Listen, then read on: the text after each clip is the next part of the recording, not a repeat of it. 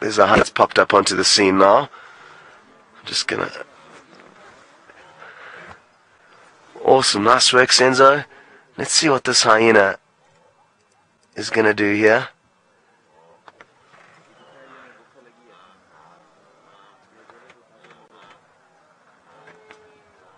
I'm not sure if you guys can hear all the commotion of the wildebeest. Oh, they got a big fright as they saw that hyena. They weren't sure obviously what it was initially. And they're such opportunistic animals. It knows that possibly some wildebeest or zebra could break a leg while they're crossing, so it's just waiting here looking for any options. And I'm told that this hyena is from the Paradise Valley clan. So that's some interesting info, and certainly looking forward to getting to know the hyenas and all the different animals and clans and prides within this area.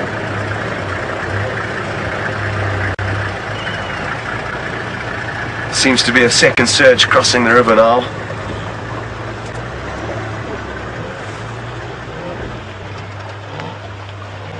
Hello to Kylie, you're interested to know if they ever trample one another when they're crossing, and yes, they certainly do. It must be said that this is a very mild crossing. You get some where they're literally throwing themselves off 10, 15, 20 feet banks, landing on one another, injuring themselves.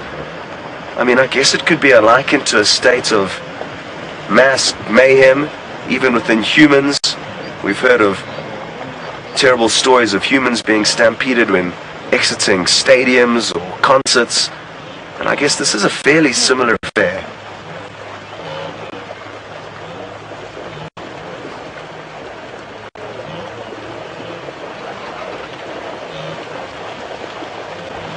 I cannot believe we're sitting here live in the Masai Mara watching one of these great river crossings.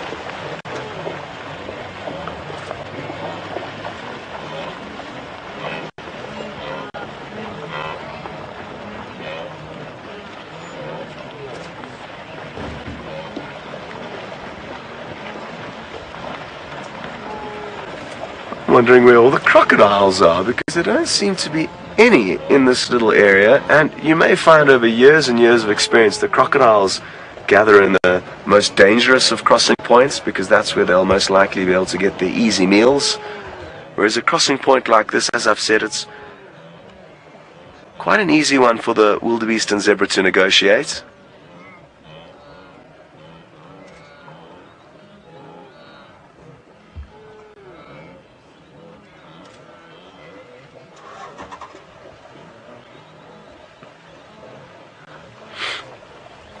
Hello, Liz. You've asked a question about these wildebeest and their patterns and their pathways that they move, and you've heard that they will never travel on the same pathway twice. I guess that could be the case, but it's probably through default or anything else that they don't have an exactly planned route, and then through default they could travel along similar routes over different years.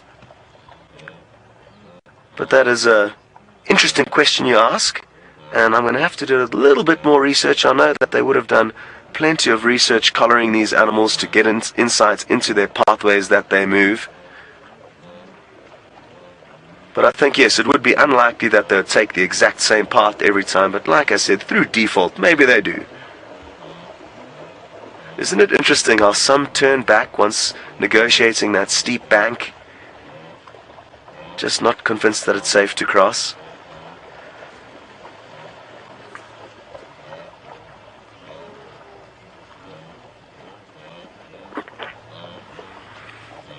Hello to P. Hart. You're interested to know whether I think it would be safer for these animals to cross the river early on in the migration or later on.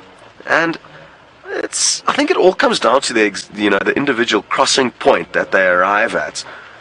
Like I said, this is quite a safe crossing point, so I don't think it matters whether they arrive late in the season. There's probably less hunger from the crocodiles and some of the dangerous points later on in the season, so I would guess that it's possibly a little bit safer later on when a lot of the predators are already gorged. You'll find this river will be so full of carcasses that some areas actually get clogged up with them. A lot of the wildebeest and zebra drown in certain sections, and they don't even get killed by crocodiles. So there's a surplus of carcasses for the crocodiles to feed on once a few crossings have taken place.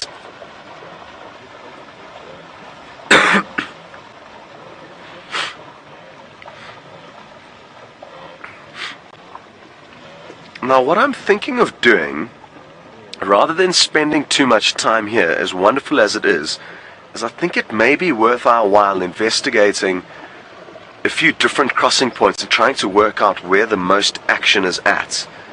As you can see, there's still hundreds, if not thousands, of wildebeest queuing here, and it'll be the same at many of the crossing points. Look at that. Look at them all coming down the hill. They look like ants, streaming down the hill from as far as the eye can see. Absolutely awesome. Isn't that a fascinating sight?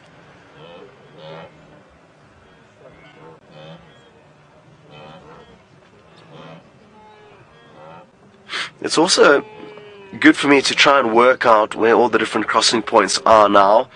This is virgin territory for me, so it'll be best for us to try and use this time to work out where the best spots to be are, where all the roads are, to get into position quick enough if we do get a report of crossings happening along the river. So you'll have to bear with me, if you don't mind, that this is a bit of a learning curve for all of us, because I do not know my way around this area very well. Good stuff. Well, I think this is a good opportunity to send you back to Jamie for an update on what's happening with their lions. Wasn't that absolutely fascinating, though? And I'm so glad we've already got a crossing in the bag for today, and there's still lots of time to spend out here. Anyway, we'll see you a bit later when we find the next bit of action. I agree with Scott. I'm glad to hear that they did get to see a crossing, and it must be fun. I know it is fun because I've just done it, exploring all of these new roads. It's been such an adventure. In terms of action, well, that's a strong term for what's been happening here. Action this morning, yes, certainly, but action now has sort of died down, and I'm actually pretty certain that the Hartebeest have realized there's a lion there. Because if we have a look at the closest member of the Hartebeest herd, a little bit to the leftish, yeah, I think it's safe to say he's realized there's a lion there. Everything in his body language says, ah, lion, not again. Something along those lines. No, I think that's that. I mean, the lioness is still there, but she's no longer as intent as she was. I think she's just chilling.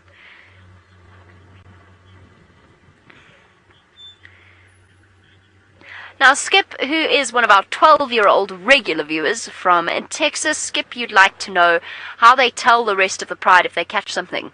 They don't, but what does happen is the sound of it will reach the very, very sensitive ears of the rest of the pride members. So they hear it just in the same way that the hyenas hear it. And I'm pretty sure the other night when we saw those hyenas running towards those cubs, that was because they'd heard the Angamas kill the Wildebeest.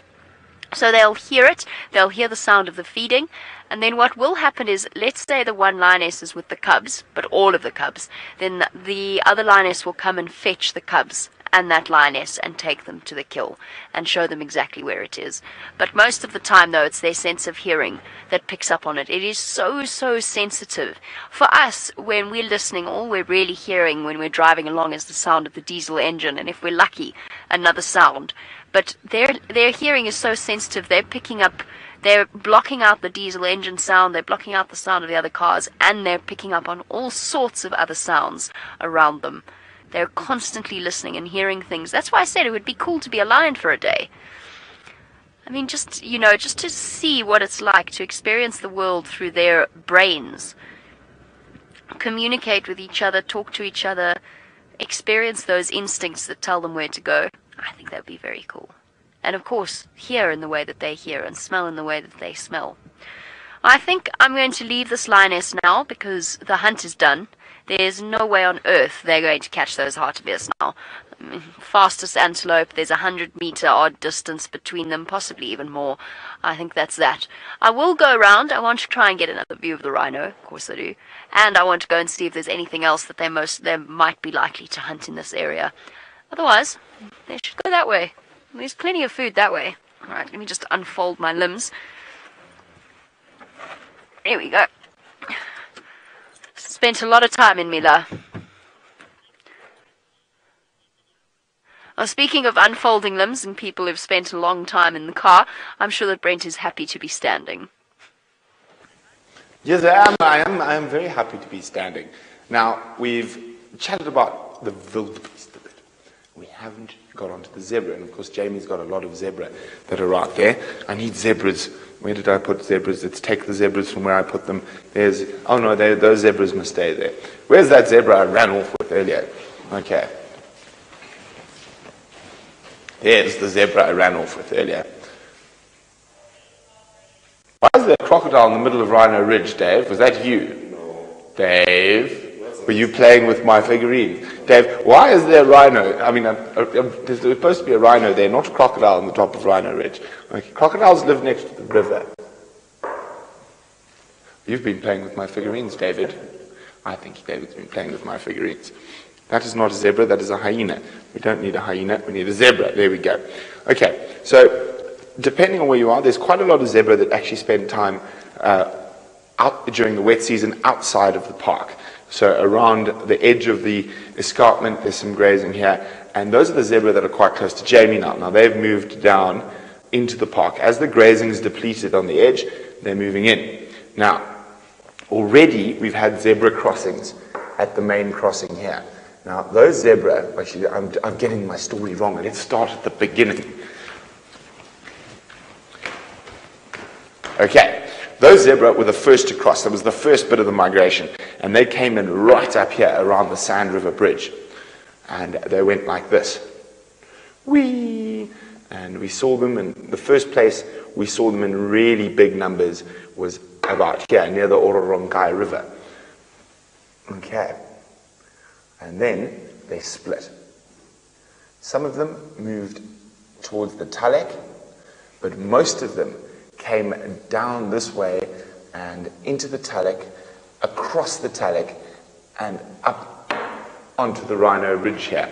And that is where the ridge pride are, and they started being chased by the ridge pride. There were a good 50 or 60,000 zebra that were spread through this area. There's still more coming, remember. Then the pressure of the zebras coming from behind, and of course the wildebeest, these zebras are like, well, you know what? It's just getting too crowded in this place.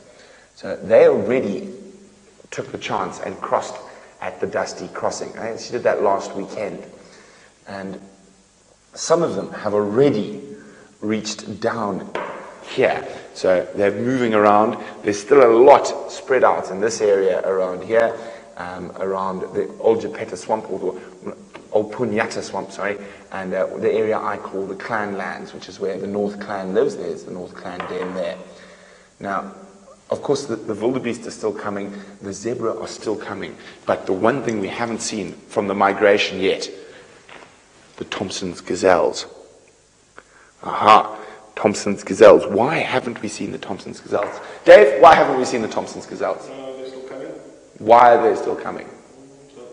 He doesn't know. I'm going to tell you why. So, the zebra, quite a lot of the zebra normally come through first. Now, they graze down that grass. The wildebeest like short grass. They're quite fussy eaters. They come next. Now, the antelope that likes the short grass the most is the Thomson's gazelle. They like really, really short grass. So, what's happening is, after the zebra and the wildebeest, and a lot of them have crossed, the Tommies are coming in later. And I think we're going to see something quite interesting. The Tommies will cross, but I think this year in particular, because of the height of grass in certain areas, is we're going to have the Tommies coming in, and they are going to, let me just get my bearings quickly, where's double cross? I think they're going to do this. I might be wrong, this is speculation, and I think the majority of the Thomson's gazelles are going to be in those two areas where there's very, very short grass. Of course, there will be quite a lot that cross, but I think this area is going to be cheetah heaven at the moment, because there's going to be a lot of Thomson's gazelles in that area.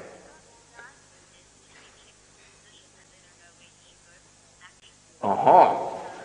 Hang on, let me have a look at my map. Oh no, where is there is Scott Dyson. He wants to know where he should go. Okay, Scotty D is he heading, can you ask him which direction he is heading? He is heading in, is he heading south or north? He's heading south. Okay, so Scott Dyson, he must have a very, very good look in that area. There's Majia Chafu, where there's a very relaxed female leopard and cub that are often seen in that area. But if he's looking for more crossing action, he should take the next left, which will take him down to the river.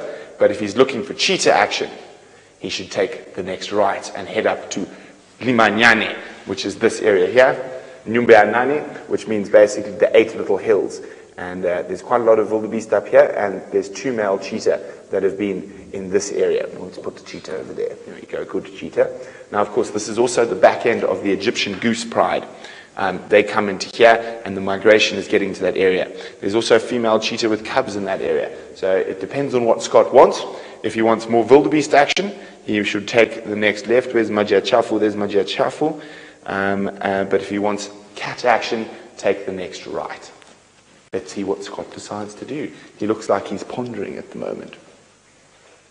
Or he's frozen.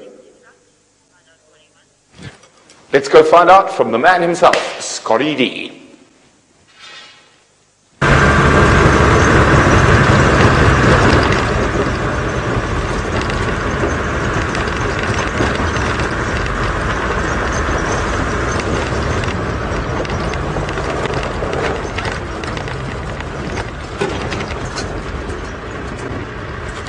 Hello everyone, welcome back. We have just had to go a little bit inland away from the river. There was a small lugger that feeds into it, so we had to find a crossing point. And then Brent's been helping with giving me some directions as to where to go. So the next left turn we're going to take, and that'll take us back along the Mara River in search of more action.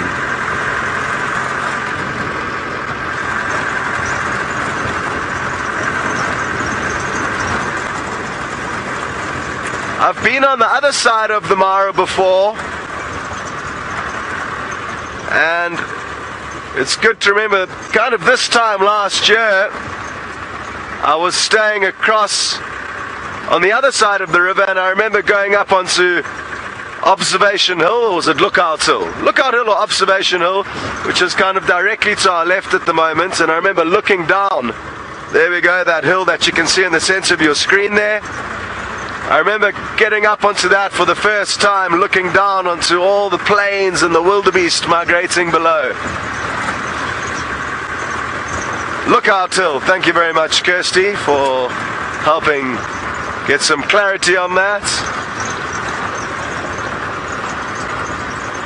Okay, and I'm told this next crossing point is called Fig Tree Crossing, so we can all learn about what's what and where everything is.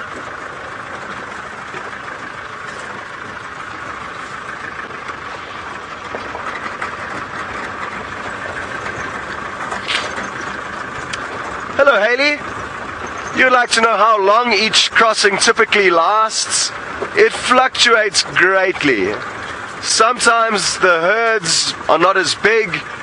Sometimes they get spooked and turn and change their mind once only a few have crossed. So it can be anything from 5 minutes to 5 hours, 10 hours. You can have crossings that take place the whole entire day. But I've only spent limited time in the Mara, so I guess we'll be learning a lot more about what's what and how everything happens in the coming weeks. I've only been here on three-day trips. Hello, Hippo. Quite a youngster, a small one. You can tell by the fact that it's not too big, and also that it's not too scratched and scarred. The bigger, older hippos tend to have an array of scratches and scars, which indicate a fairly rough life. There's quite a lot of fighting amongst hippos. Look at all of them there, piled up. I know who I'd want to be out of all of those, and that's the guy with the comfy pillow. Yeah, you've got the best spot out of everyone, I think. Well done. No wonder what causes you to be the most comfortable. But happy to see that you're all working together. Aiding in pillow supports for each other. Okay, so now I do not think the road continues to meander along the river here. It's just brought us down to this specific crossing point, and as we can see, there's nothing crossing, so maybe we should continue.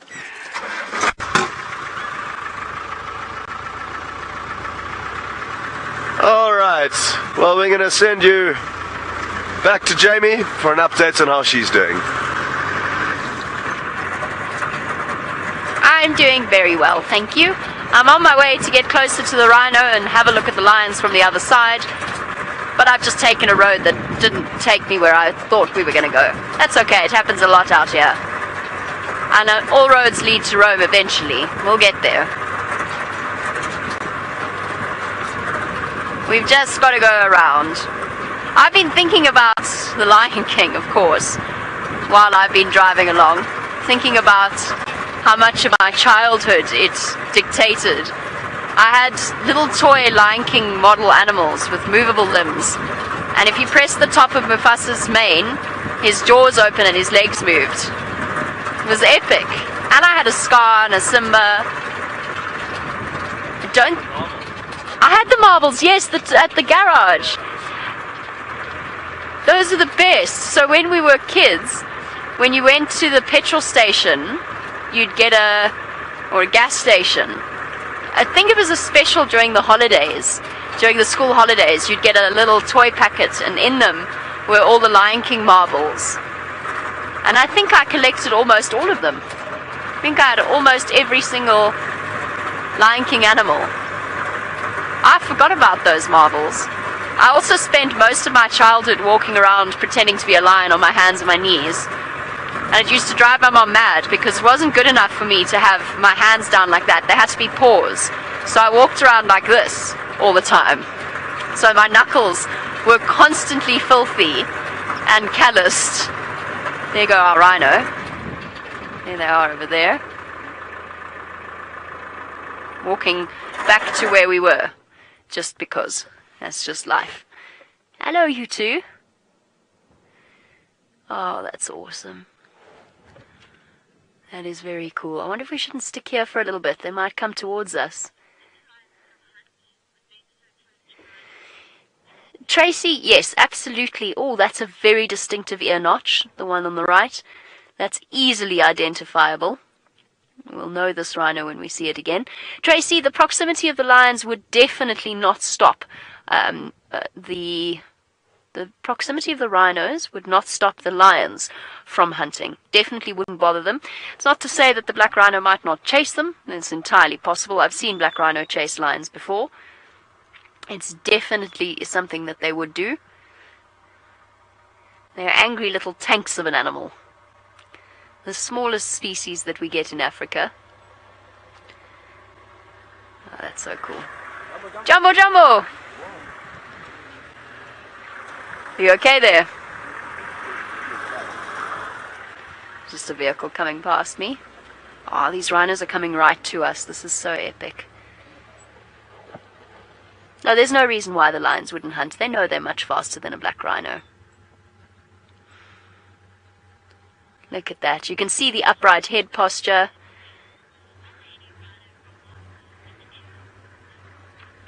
Now, I walk in the rain. You want to know if there's any rhino calves in the area. There is apparently a female with a calf, quite a large calf, not a nude little baby. It's entirely possible that there are more of them with young ones. I'm not 100% sure. Obviously, we still haven't got to grips with exactly how many rhino are out here or around the area that we drive in. So there could be more. And black rhino are a lot more gregarious than originally thought. They actually do spend quite a lot of time socializing together. They're not as solitary. Certainly the big mature bulls spend a lot of time on their own. Now, I'm sure you've all seen that fascinating footage from a documentary series with the black rhino around a waterhole, where the one picks up a kudu skull on its horns. It's beautiful. Hey, you two. Oh, I'm so excited to be seeing Rhino. And to be sharing them with all of you. It's so special.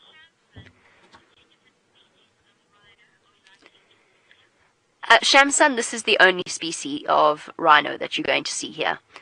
There's no, as far as I know, no white rhino in this area. There might be one or two hidden away somewhere. This is a young one. I think this is a mother and a mature calf, would be my guess, as to what dynamics we've got here.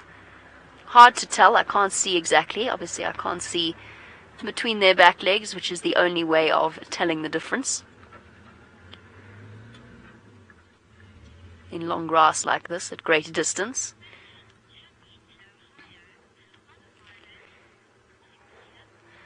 Now, one of the big reasons why we do show rhino here is, in answer to Tammy in Ohio's question, yes, they are heavily protected here. They will always have a monitoring team with them. Jumbo! They'll always have a team with them, monitoring them. We might not always see them. The point is for them to remain hidden. But they are here and they are protecting them. And because there are not that many of them left here, it means that they do get relatively individual attention. And of course, it's such a massive area that it's much, much safer to spend time with them. So yes, the animals are, all animals here are heavily protected. The one thing that I've noticed about the amazing Kenyan people that we've met is the great pride that they take in their wildlife and the great care and love that they have for the animals here. Not that that's not the case in South Africa, but it is definitely the case here as well. There are some very, very dedicated people who protect these animals. Hey, you, with your torn up ear. Turn around. Robert, there are a couple of very big differences between a white and a black rhino, and I'm just going to get us closer to where they're going. Robert, one big difference is the size. White rhino are much, much larger than black rhino. Ah, they're going right to the road we were on. Oh well, such is life. The other big difference is the way that they hold their heads, and the reason is white rhino are grazers, black rhino are browsers. White rhino keep their heads to the ground more often than the black rhino. Black rhino keep their heads up. And what that means is that because white rhino are heavier, they've got longer heads, they have a big hump on the back of their shoulders where the muscle attachment forms to allow the rhino to hold the weight of their head. White rhino, big broad lip, top lip, because they use that to crop grass. Black rhino, hooked lip, because they use that to break off branches. And a very, very distinctive 45-degree angle. That is the sign of a black rhino feeding. I don't want to go too fast and startle them, but they are going to walk right across the road in front of us.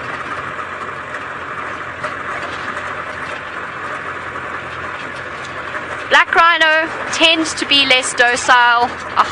It very much depends on the circumstances. They're known as being more crotchety, which I love.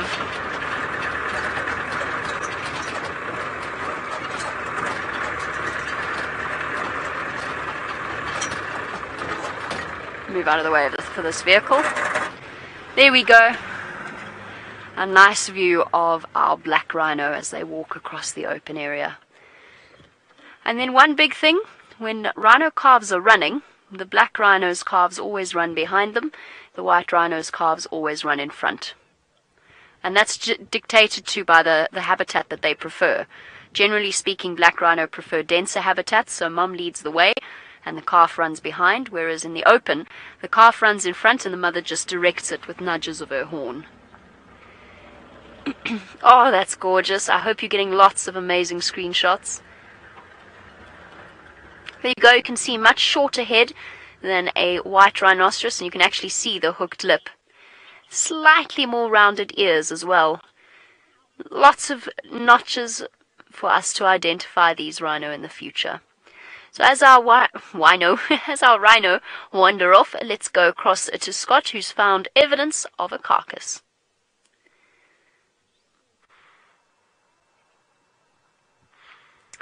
So, When you see a whole bunch of vultures together, it usually means one thing and one thing only, that there is a kill.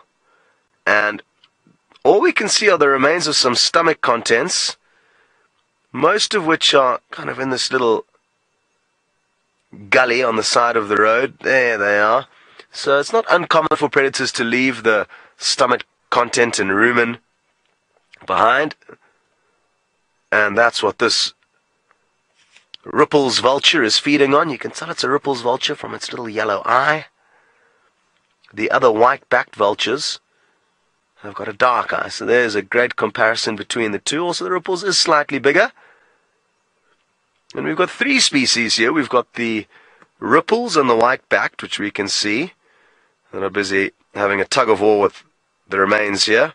This could be good. As soon as it comes out, they're all actually going to want to get a piece of the action. So stand by for some squabbling, because it will start happening, I can assure you.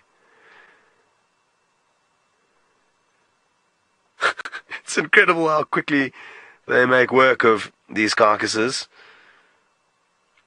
I'm actually surprised that... Oh, there we go. I spoke too soon. I was going to say I'm surprised at how calm and peaceful this event is thus far.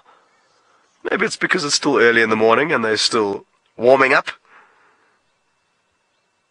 It's one of my favorite things, watching these animals wrestle one another for scraps. I've even seen one taking a bite into a black-backed jackal before, so they're quite feisty. I'm sure you heard that squabble there. That was between the slightly larger Ripples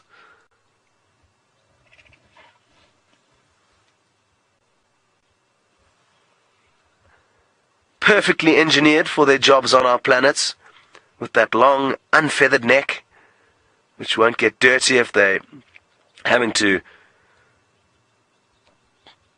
wriggle their head between the hide of the carcass and the rib cage. They often do that, trying to clean off whatever meat they can.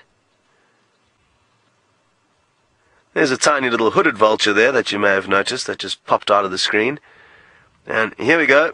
Vulture Olympics. It's the tug of war. Who will win? It will be hard to tell.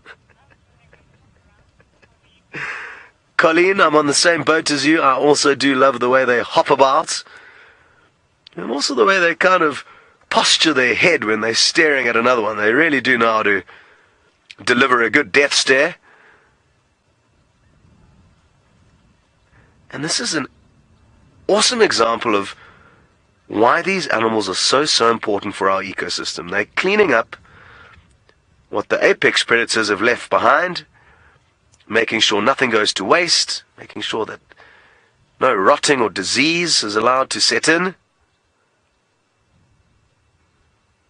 The housekeepers of the African wilderness, cleaning up after everyone else's messes, which is also quite large. And then these three. So it's these five, or it's these three plus the lappet-faced and the white-headed vulture that we get out here. Those are the 5 vultures that we are likely to see. Up in Kenya, you do get Egyptian vultures, which are really unique and rare to see, but I'm not sure if they frequent the Mara. Look at this one, waddling down the road towards us.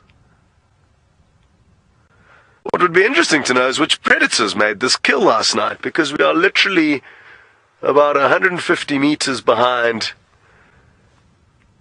the main Mara bridge that crosses onto the other side of the reserve from here. And I also wonder when it happened and where the predators have gone. Hard to be certain, but maybe we'll be able to check for some tracks on this road, although the substrate does look very rocky and hard. So difficult to be... It might be a difficult crime scene to investigate. Okay, well, things seem to have calmed down here, and Brent has given me some info regarding 2 cheetah that hang around here. So I think we're going to head up inland away from the river for a short time and then see if we can't scratch around and find these cheetah. Failing that, we'll head back up the river and back towards where the crossings were happening in the hope of finding some more action there. Before we do head on, though, I'll answer one more question from Kylie. She would like to know if it's common or uncommon for mixed species of vultures to be in one setting like this. And no, it's not at all uncommon. If anything, it's more common to see one species or many species of vulture than just one. They've got such good eyesight that they can see other vultures plummeting out of the sky from a long distance, so the vulture grapevine is a good one. Oh, interesting. Well done. Senzo appears to have found what I'm guessing will be the rest of the carcass, the bones, and the stomach content may have been dragged onto the road here. Anyway, Kylie, thanks for your question. It's not uncommon to have mixed species, and I'm sure we'll get some sightings with all 5 species together. As we head on, though, we're going to send you back to Jamie and some lion. Found the third lioness. So we've managed 3 out of 4 this morning. She's about 500 meters away from the other 2, and apparently not feeling the need to be nearly as active this morning. And who can blame her?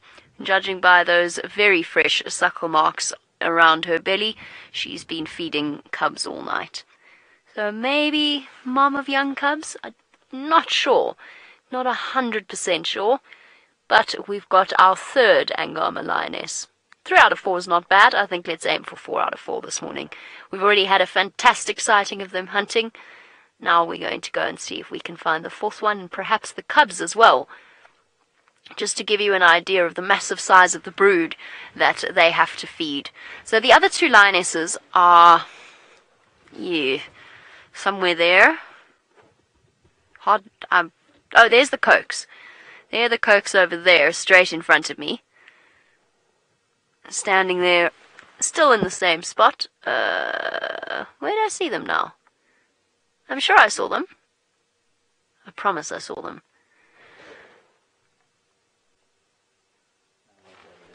Oh, there we go. Well done, Viam. There we go. There's our cokes. So the lionesses must be off somewhere a bit to the right of that, probably invisible at this distance. I wonder if they must have known this third lioness was here. Or, gone. Oh no, there she is. Looking at the wrong termite mound. Thought for a second she just got up and disappeared while we were looking at a Hartebeest. She doesn't look like she's planning on moving, though. I think that's it for the day. She might have the cubs around here somewhere. This is as close as the road's going to take me. We'll settle with this view for now. But you can see the wet patches on her belly. A sign that she's been up feeding cubs recently, I would say. That looks pretty fresh to me. Hey girl, long hard night, huh? She doesn't look full either. These lionesses are hungry, as they seem to perpetually be.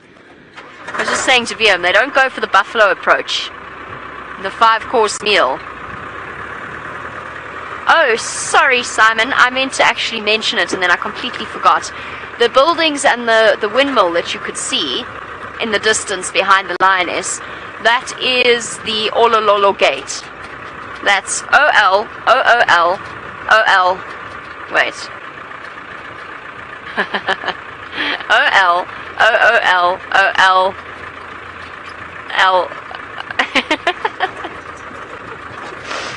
You get the idea. Olololo. Olololo Gate. O-L-O-O-L-O-L-O. Something like that. You get the idea. That's the Olololo Gate. There's a ranger station there. There's gate staff that live there. Very, very friendly people. So that's there, and that's obviously the windmill for water supplies. There's plenty of wind out here to keep it going. Okay, let's have a quick check. There could be cubs around here, hiding in one of the bushes. Maybe, if we're lucky, hiding up in one of the trees. Let's just go nice and slowly. Those tiny cubs are so sweet. Spent quite a lot of time with them the other evening. Getting bullied by the older cubs. Smacked around. And then they start to cry. Ow! Ow! Their tails, the one was desperately trying to get back to mum, but it was basically walking on the spot because an older cub had it by the tail, and his paws were just scrabbling on the ground.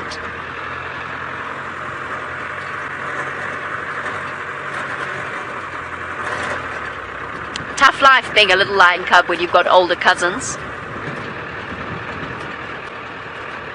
Okay, so there's a lioness there.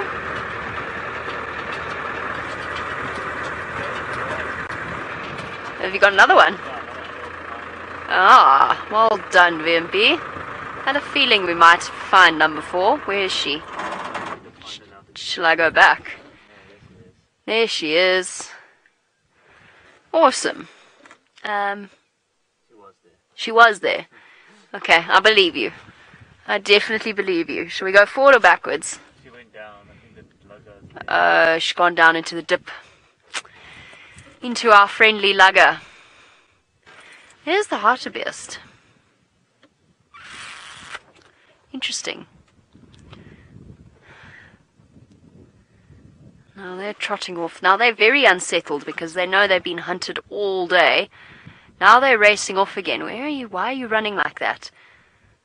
Did one of the lionesses go for them? Now doing the characteristic stot, that bouncing high stride as if to say, don't eat me. I'm far too energetic. You'll never catch me. Antelope stotting. Now they've run right past where the lionesses were. Just stay. Oh, dashing back, changing direction. But no sign of streaking tawny forms running after them. I wonder if one of the lionesses didn't make a play. The 4th lioness is up and watching. Oh. No. There she is. Yep, she's up now. She's trotting after them. She's seen them running, but I can't see any other lionesses racing after them. Ladies, you're all in the wrong place at the wrong time at the moment. Okay, 4 out of 4, everybody. That's not bad at all. The Hartebeest are still running. I think one of those lionesses made a play for them. But they've missed out. I'm going to get a bit closer and have a look and see whether or not the lionesses have popped out that side. While we do, let's go across to someone who could have seen it all play out from a distance. Welcome back to the studio. Now, we were discussing what was going on, and let's find our cheetah. There's our cheetah. And we've got our wildebeest up here. And that's where Scott is. Ooh, Scott. Scott is pretty much about there at the moment. So he's moving along the edge of the Tanzanian border, and his plan is to head up to this area and then make his way through Nyumbayanane, the 8 hills, and down back towards the crossings later. So hopefully he finds something interesting. He could find Egyptian goose pride. He could even find the Purungat pride when he gets down to the bottom. What is that? Is that a helicopter? I hear a helicopter. Yes, it's a helicopter out there somewhere. So it's very, very interesting. Oh, Dory has now asked me a difficult question. Where Leopard Rock or Leopard Gorge is. And somewhere about here, off the map. So it is in the conservancies.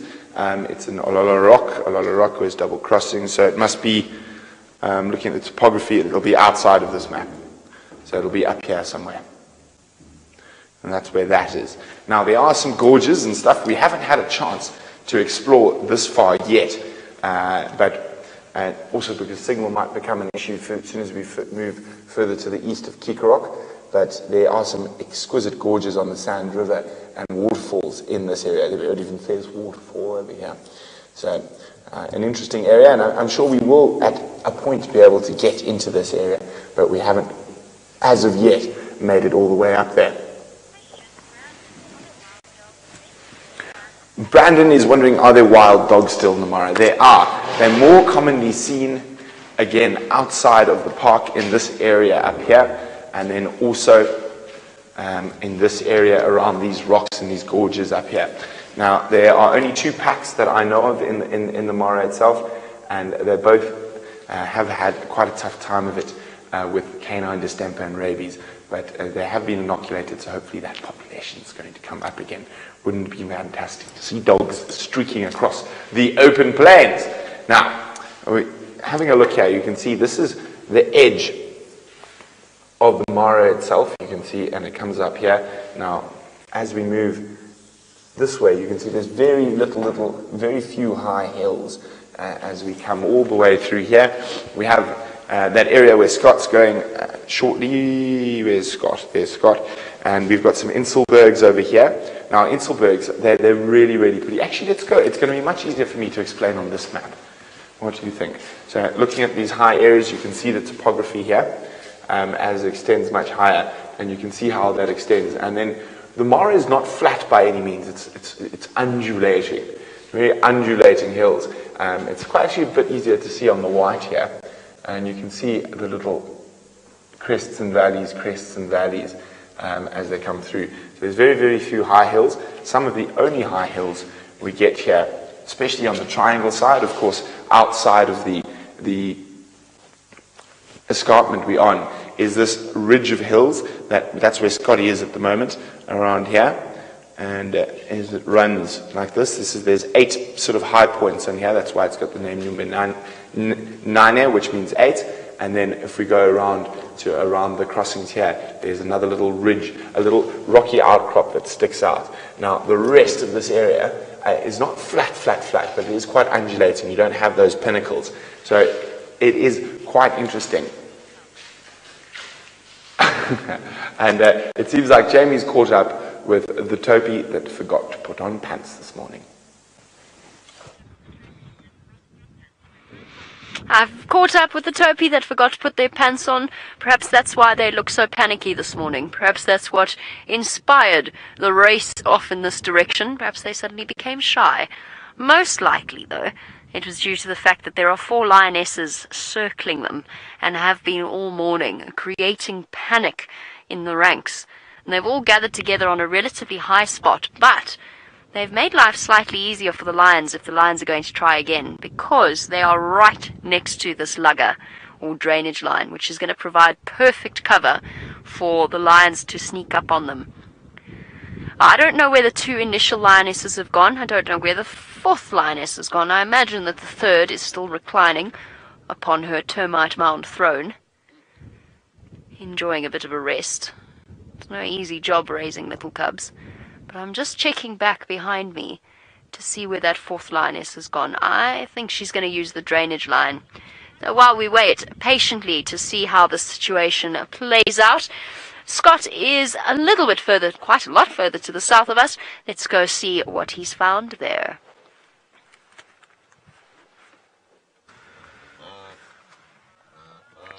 Well, isn't this a wonderful, wonderful view? Hundreds upon thousands of wildebeests covered through this plain, and it continues to stretch on as Senzo continues to pan across the horizon. They are just everywhere.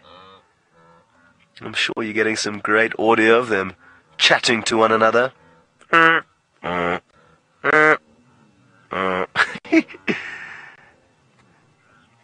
You wonder how they actually know who to listen to or what they're saying when there are so many of them speaking simultaneously.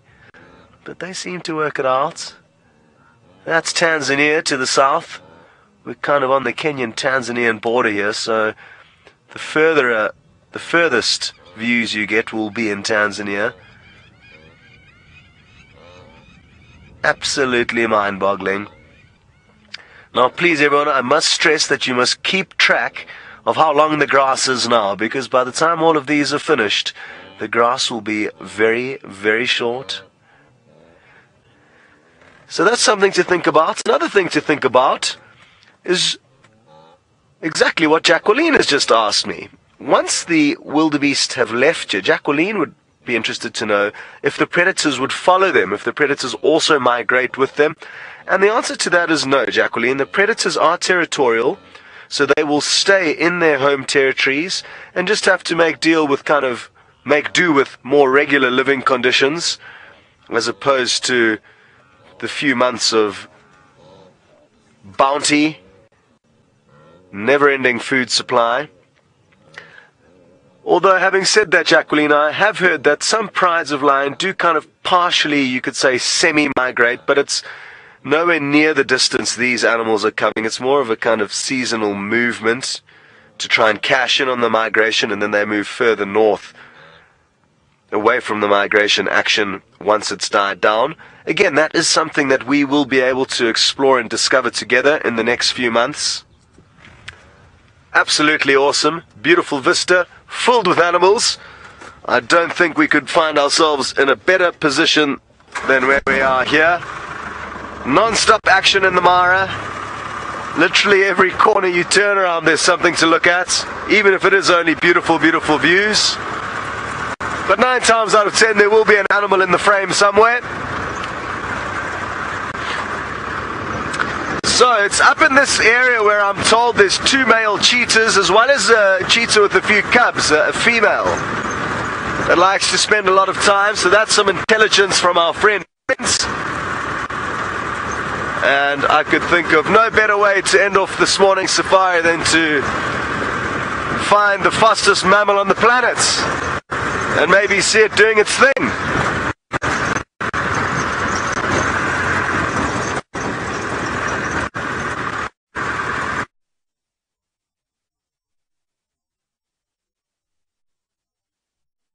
Crashing. Look at what we have found sitting on the top of a termite mound. The hunt is done, the hunt is over, the Cokes have made their way back up to their favourite spot around the mountain, and they're being watched by the tiny little faces that were so hoping for their imminent demise. Hello, you lot. Oh, the Angamas are such a pleasure to spend time with, because they're so easy to find. You just know, at the moment that is, I'm sure that will change as the cubs get bigger and time goes on, but at the moment you just know if you come to this drainage line, they're going to be somewhere around here. That does not apply, of course, in the pitch black of night, especially when you don't have a thermal device, in which case they're a lot harder to find. But 1, 2, 3, 4, 5, and then 6 and 7 I think are lying off around the bushes there. Oh wait, hold on. Yeah, there's number 6, and I'm sure number 7 is somewhere there. So 7 older cubs and 3 younger cubs. Plenty of incentive for the lionesses to work very, very hard in keeping them fed. So among them are the 3 that came so close to those hyenas 2 nights ago. I'm sure that happens to them every single night. Tough being that tiny. And if I'm not mistaken, I would say there's quite a few males in this group as well. I still haven't had a proper opportunity to spend too much time concentrating on their sexes, but I've seen at least 3 males in this group.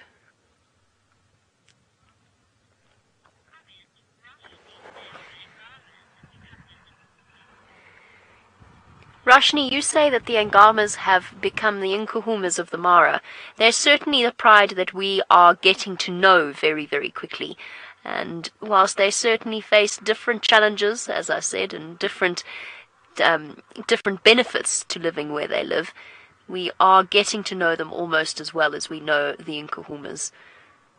It's okay, little one. Where are you going? Going on a wander. These cubs love climbing trees as well. Where are we off to? All trotting away. 1, 2, 3, 4, 5, 6, 7. All 7 alive and well. I did just want to do a head count.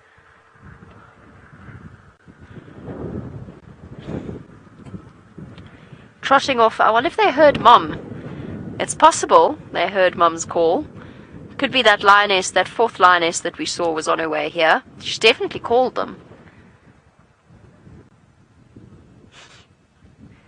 Little figures moving through the grass. Unfortunately, I can't magic myself across this drainage line.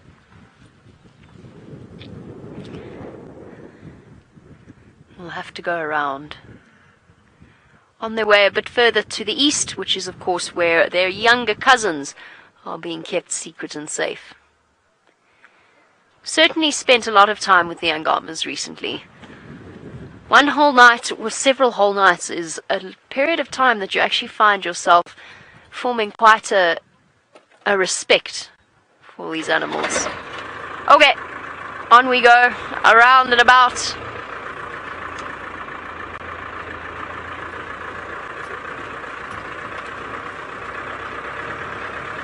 Whoop. I now know every inch of this road so well.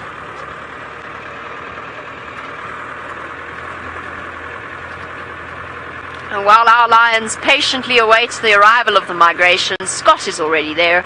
Let's see what the Wildies are up to. Coming. Okay. Welcome back again. Happy to hear that Jamie has managed to keep on top of things with those lions and those cute little cubs. And let's hope she manages to relocate them on the other side of the lugger. So I'm trying to decide where to go and what to do. It's not easy with so many options and so much action happening. I think we're just going to stick to this more kind of main road and then work our way back down to the river a little bit later. This is where we're in the area now that we looked back to when we were at the crossing point, and Senzo showed you that long line of wildebeest that had already crossed the river. That was just to our right, so we're on top of that hill that those kind of wildebeests were heading towards. A little bit further east from the river.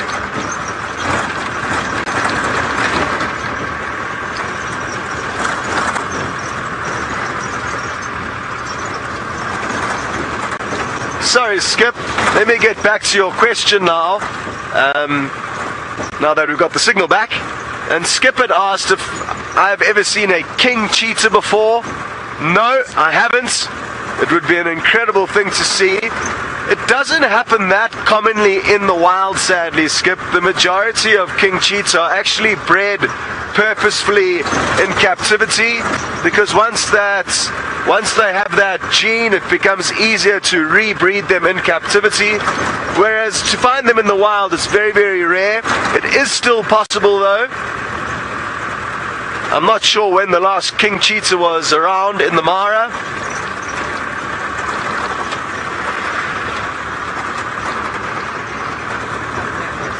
Sorry? Senzo was just letting me know we've got somebody who's got a bit more urgency than us, so we will let them shoot by. Oh, a couple of them. I don't have any review mirrors on the car, so Senzo is my human review mirror. Thank you, Senzo. Because the distances in the Mara are so large, you do find a lot of the safari vehicles do have to move quite quickly to get from A to B.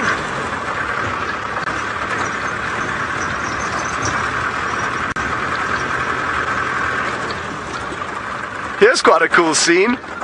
While I answer Zara's question of how many miles have we covered this morning, there's a whole bunch of wildebeest and zebra coming running through the long grass towards us. Look at that. Now, I wonder if it's just one another that has got them on the move, or if there's possibly something else that has caused this urgency for them to move from one spot to another.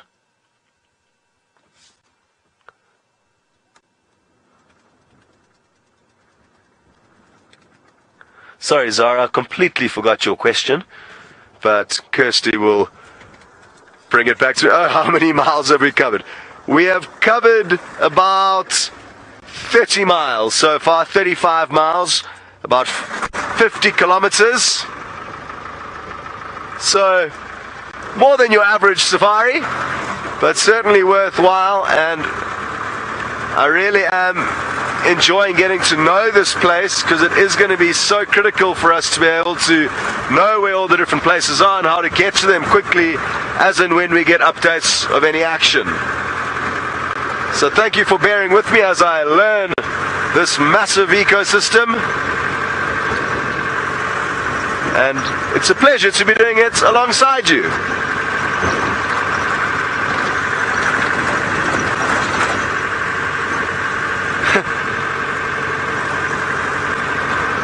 So, we're going to continue on and send you back to Brent in the studio.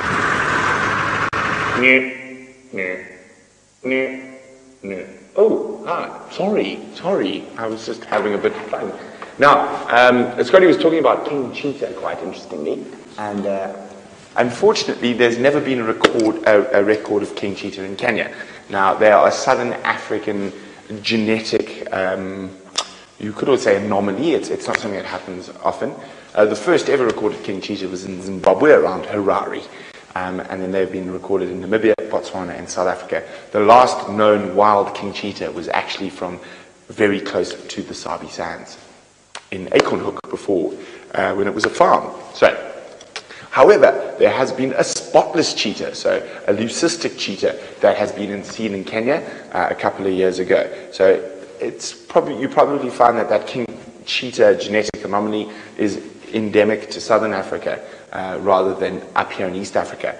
But if it was going to appear in any species, it would be cheetah, even up here, because the genetic differences between a cheetah from East Africa and from southern Africa are so similar, because they reached a genetic bottleneck about 10,000 years ago, and there were probably less than 100 cheetah left in the world.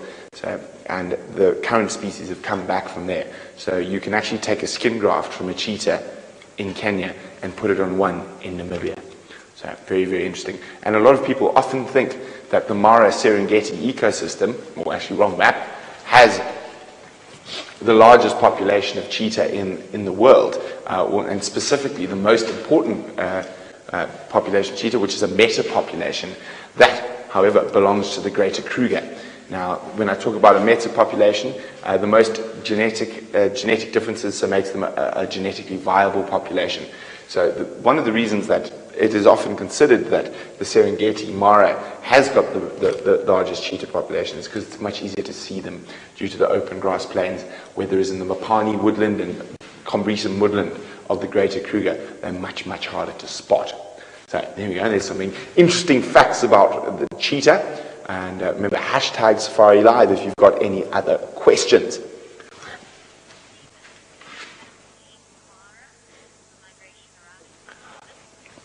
Excellent question by Stephen. Stephen would like to know if any animals ever leave the Mara, and where did I put them? Here we go. Because of the migration. Now, this is a Thomson's gazelle, but we're going to pretend it's not. There's now a Grant's gazelle. Now, the Grant's gazelles are still around, but they have a mini reverse migration. So at the moment, there's quite a lot of Grant's gazelles actually in these areas around here. That's where I've seen them most.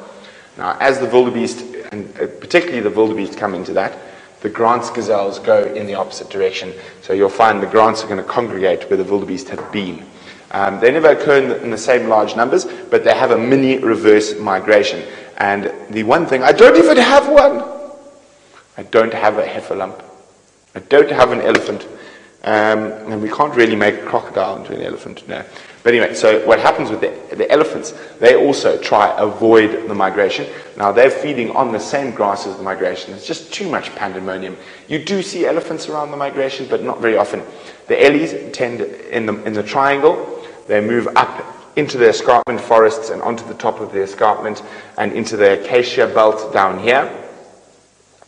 And if we go to this side, the elephants move up into the hills around surrounding to try avoid the massive movement of wildebeest. They probably just find all the noise and commotion a little bit too unpleasant. I'm just trying to think now, what else will move out of the Mara because of the migration? No, that's about it. The main ones are elephants and the Grant's gazelles, who do a sort of mini migration in the opposite direction. Okay, well, we're going to carry on fiddling with James's toys while we do that. Let's go down to Jamie, who's got a buffalo. I have got several buffaloes, and in fact, I think I've got a new buffalo. Have a look there at this female in front of us. There we go, right in front of us. Have a look in the grass by her back legs. Just to the left there, Vildy. Up and left. There it is, up left. That one. That is a tiny, tiny, tiny little baby. I wonder if that's a very recent addition to the world. Hello, little one. Oh, you are small. Here we go. Tiny little creature. I wouldn't say that's more than a few days old, if that. Is it still wet? No, it's not still wet. Oh, a little scratch behind the ear.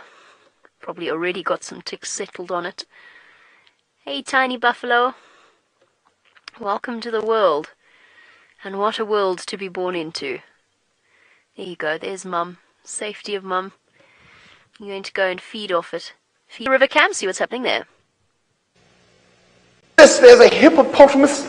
I wonder if it was the frisky one, and a crocodile. And you can see there is quite a sort of a ceasefire of battles. And if the crocs don't really bother the hippos don't really bother the crocs unless they get too close to the young. And they do, after all, share that ecosystem. One of the funniest things you can see is when a hippo accidentally stands on a croc in dirty water. The absolute pandemonium that happens is quite impressive. Just this big flurry of splashes. Now, of course, the river is very, very dry this year. So they're going to have to be a little bit more tolerant of each other. Now, you probably find the tolerance here is much higher than in a place like the Topi River or the Zambezi River, purely because of the migration. And these crocodiles are only feeding once or twice a year. And that means they don't really put pressure on a lot of the other animals during the rest of the year, and specifically on the hippos, where I've seen crocodiles actively hunt baby hippos in Botswana before. You find that there's no need for that. Oh, there's some pyramid ducks, as a friend of mine used to call them when she was very small. Egyptian geese, of course. They're not actually geese at all. They are ducks. They are a type of shield duck.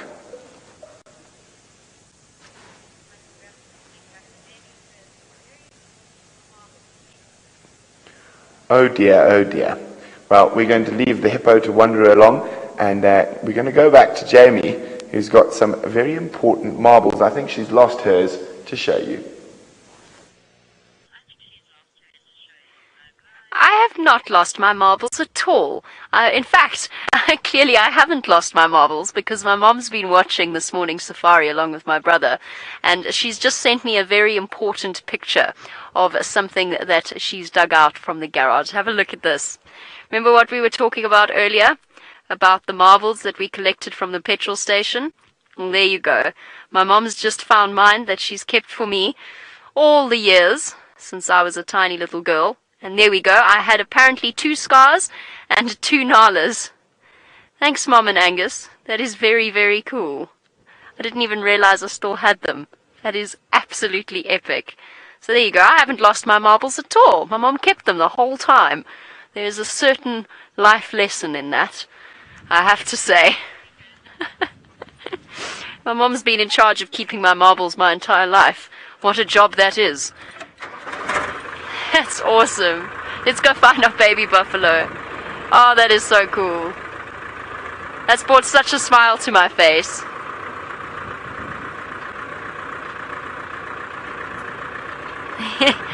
The marbles and the buffalo, but the marbles especially. I mean, I love a baby buffalo, but the fact that my Lion King marbles are still in existence is a special thing to be popped out at the appropriate moment. Right, where's that buffalo gone? It's gone in here somewhere. The little one. Have you seen a little buffalo? Yes, I'm talking to you. Where did the little buffalo go? It's so tiny, it's completely hidden in the grass. It's probably gone for a bit of a sleep now. Buffalo grumbling. Pretty common sound. Is that it there? I think you're right. Well spotted, Wimpy.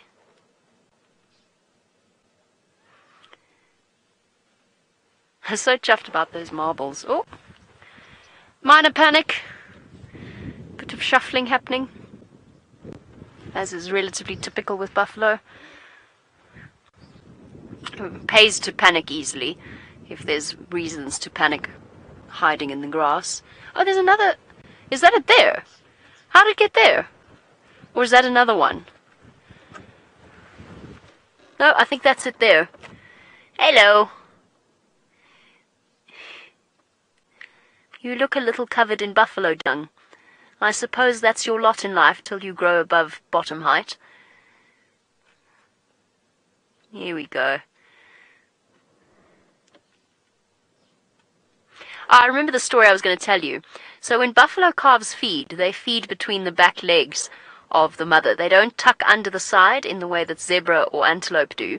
They go from the back, and they go between the mom's back legs, which for a very good friend of mine who ended up raising a buffalo calf was quite an unfortunate reality of life, because this particular friend is a man, and he was bottle feeding this particular buffalo calf. Now, when buffalo calves want more milk, the way that they beg is they'll go up and they stimulate the milk production, is they go up and they put their heads between the mom's back legs and they butt her.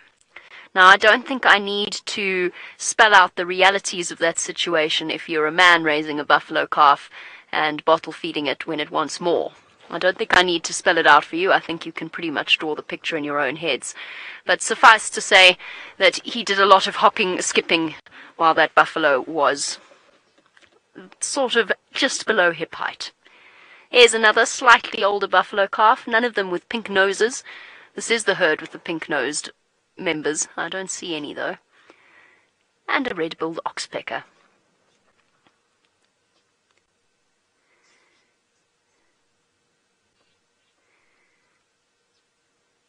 Cool.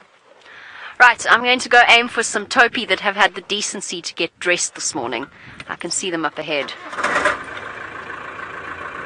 Does mean I have to disturb you, mister. I'm so sorry. You seem to have found yourself a very comfy spot. But my only way is this way. I can't really go around because there's other buffalo in my way. Any pink noses? No pink noses. There's another little calf over there while I wait for this bull to decide what he's going to do. Hello. There we go. That's the one I think I was looking at. I think there's 2 new buffalo calves in this herd. It's been creating confusion. The little one. Does that buffalo calf look still wet, or is it just that its coat's quite shiny? Shiny. It's shiny. That's just a very healthy little buffalo calf. You're beautiful. And you've got a little pink patch on your nose.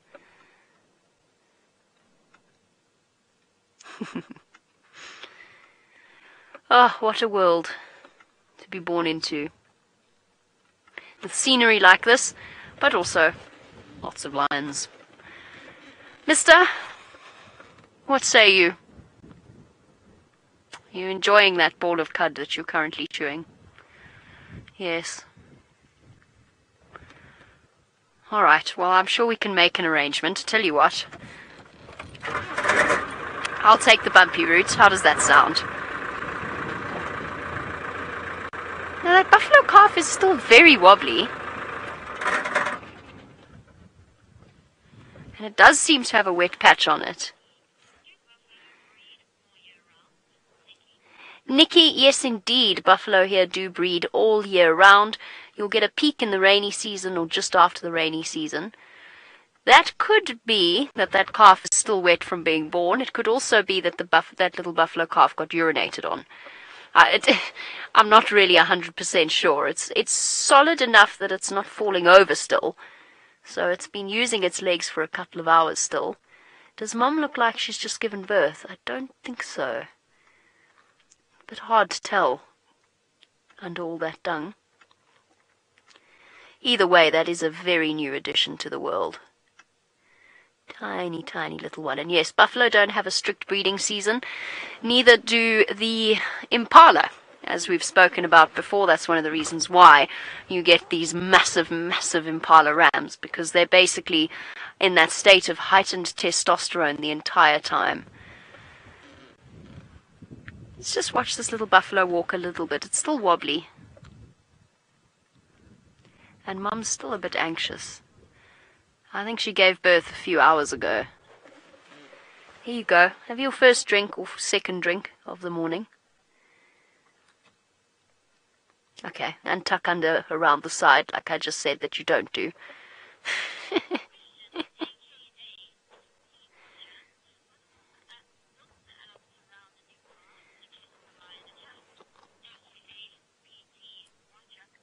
Our AKA PT Watcher, that's a lot of letters. You want to know if the buffaloes will surround the calves to protect them when they are born. The females actually tend... Oh, careful, little one. I wouldn't go sniffing that buffalo bull. He will not take kindly to it. There's Mom stepping in. You will get a horn to the side if you're not careful. Buffalo bulls are not gentle to babies. Buffalo cows often go away a little bit from the herd because otherwise the herd gets what's known as pregnancy hysteria. And you see it with a couple of different animals, not necessarily just buffalo, but the hormones of labor and the whole process and the smells often get the buffalo bulls into a different state of mind. They actually think that it's a female and estrus. They get their signals all mixed up.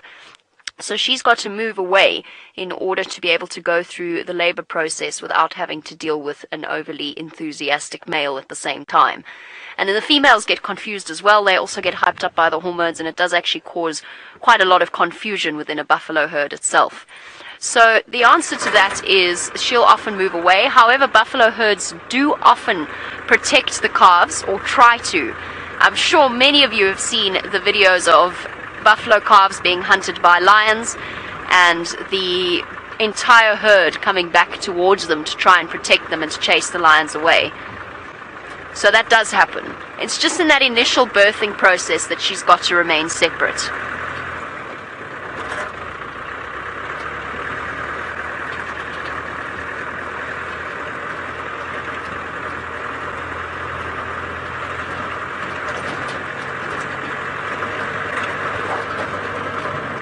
That was very sweet. 2 brand new buffaloes and lots of Lion King themed marbles. Right, let's jump back up to the top of the mountain with Brent so he can show you some more hippopotamuses. Of course, myself as a child was quite precocious. And when it came to the Lion King in particular, I got shushed a lot. So I was sitting, I remember, with family friends of ours, and we had never seen the Lion King, my brother and I, and we were watching it. And I was going, but there are no meerkats in Kenya. But a wildebeest can't run over a male lion. But hyenas don't do that. But there are no there are baboons in Kenya. There are no mandrills. They live in rainforests. So obviously it's slightly different childhood. The Lion King and I did not get on well. I just couldn't understand how a wildebeest could run over a male lion, where I had seen many thousands of wildebeest run away from male lions. So it's very, very interesting. So as wonderful as the movie was, I didn't get it as a kid. But I grew up watching the real thing. Now, it has been quite a wonderful morning, but it's not over yet. We're going back to the river. Hello, hippopotami. Oh, look at that. You can see some of the scars on that hippo's back from the fight. Now, normally when you see those type of big bulging scars, it'll be from males. But sometimes females will carry them as well. They do defend themselves from males. Sometimes when there's a male fight, it gets really, really bad, and it'll brush over into the raft of females. Now, it is a very cool morning this morning, and I wonder if these hippos are going to take advantage of some of that nice green grass that's on the edge there. Or they might even head out a little bit to go feed. Now, it is not uncommon when the weather is cool to find hippos feeding during the day, and particularly in an area like this. So it is always fascinating. Watch. Oh, someone's arrived to watch the hippopotami.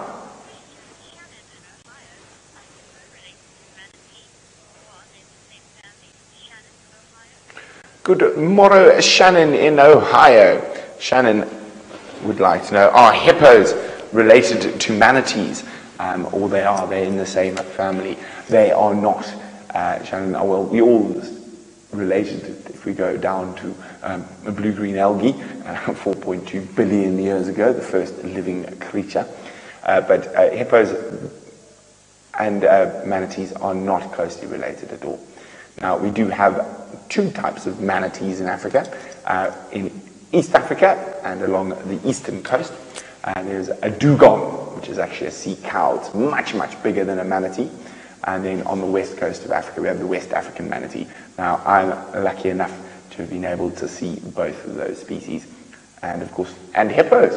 Now, there's only one species of hippo, and I still think I quite like the Afrikaans name for a hippo.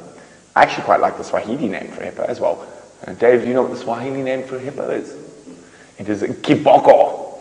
Kiboko. Sounds like a hippo. Boko. Kiboko. Kiboko. Kiboko. Where they walk. But the siakui, the sea cow, or I suppose not really sea cow, it should be a river kui, a river cow. But far looks a bit more like a cow than a horse, which is sometimes called one of those things. Now, of course, hippos in the Mara occur in a lot of these little luggers and things as well. They're not confined to the river, so you've got to be very careful. Sometimes, I think it was this one here, Dave, and we drove through. Let me go onto the big map here. No, let's go to here. That one's better. We drove through here. Where am I looking? Here. We drove through here, and somebody looked upstream, and there was a hippo eye level with us. We quickly engaged a lower ratio gear and sped out. Now, as it sits, this is how we're looking at the moment. Oh, wait, one more thing. Now, you see, I have a crocodile out in the open, Dave, but that crocodile is not on top of a ridge, Dave, because I know you were playing with my figurines, Dave, or James's figurines. But there's a little stream that comes, where are we now? That comes here, and it runs like this, and it's not a very big stream at all. This road actually follows it here. And I must say, most places, the stream's not even as wide as this table. And we were driving past there, was it yesterday? I think it was yesterday. Yesterday, day before. There is a massive 5-meter crocodile in this tiny little stream. And that crocodile is obviously here for when those wildebeest come rushing through. Now, and this is incredible that this animal has adapted. It's miles from the main river, but it has got so big feeding on the migration. Now, it seems like Jamie has got a lovely vista of hartebeest that remembered to pull up their pants and some striped donkeys who are still in their pajamas. Oh, Brent, you stole my joke. That was going to be my opening line. We do indeed have a lovely vista of said animals in the form of a Topi. Where are you going? Ah, Topi running. Topis like to run. They can. They can do it boundlessly without stressing too much about using too much energy. They've got the most phenomenal stamina. Bounce, bounce, bounce, bounce through the grasses. I enjoy watching Topi so much. They're either sleeping in the most bizarre way with their noses flat on the ground, or they're doing something interesting. Standing on a... Oh, there we go. Someone else is doing something interesting. Ah, that looks so satisfying. Having a jolly good roll in the dirt, get to all those parasites that are hard to reach. A zebra loves a good roll in the dirt. And a couple of them were actually licking the mud earlier, or licking the dried up clay. Obviously an example of geophagy, getting their mud needs, or their mineral needs. It's like taking your vitamin supplement first thing in the morning. I say like I've ever been able to have a regular schedule with a vitamin supplement. Terrible at it. I get into a sort of a health kick about once every 5 or so years where I buy myself some vitamin supplements, and I never ever manage to actually remember to take them. I don't think I've ever finished a complete bottle in my life. They are on a salt lick, yes, that's sort of what I assumed, hence the open area. Thanks to Brent in his tower for passing on that information.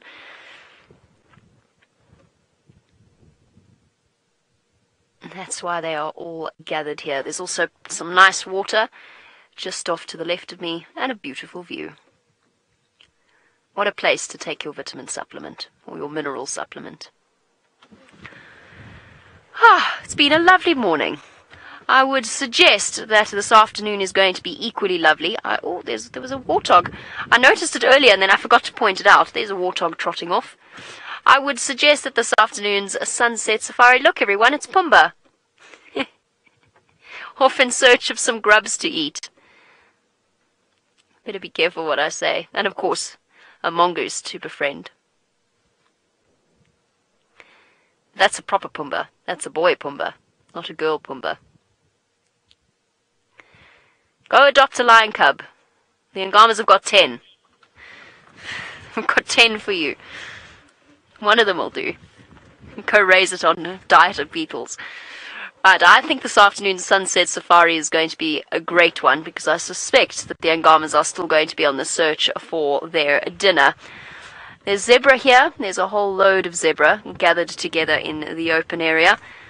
They might make their way up in this direction now that they've well and truly put those poor Coke's Hartebeest into a panic that I think is going to take days to come down from, and adrenaline high. There's lots of zebra. We know they like zebra. I suspect they're going to make their way up towards this area. And we'll be down here at the start of the safari this afternoon. Don't forget, it starts an hour earlier. Michael, you would like to know what is the main difference between a Hartebeest and a Topi. They're different species of the same family, essentially. Now we don't have a Topi to look at. The big difference being the shape of the horns, of course, then the difference in the color of their fur. But they're essentially the same thing. Topi are slightly faster, but all members of the Hartebeest family are essentially built to run. So good question, Michael, because we've been chatting about it, but we haven't really clarified. There's a slight difference in the way that they form their herds as well, just in terms of the leks that Topi will form, which is basically a breeding circle when it comes time to breed. All right, well, on that note, it is now time for us to do our farewells. The chocolate-covered digestives back at camp are calling my name. I imagine VM's feeling very, very similar. So it's time to do our thank yous. Thanks, VM, for your wonderful camera work, and thank you to Kirsty, ably assisted by Lou. Thank you to the entire Safari Live team, because, of course, a huge amount of work goes into bringing you these live safari, especially the tech team that are behind the scenes. Right, most important thank you, of course, goes to all of you. Thank you for joining us. I hope you had a wonderful safari. Thank you for the jokes and the good laughs, and we'll see you this afternoon on the Sunset Safari.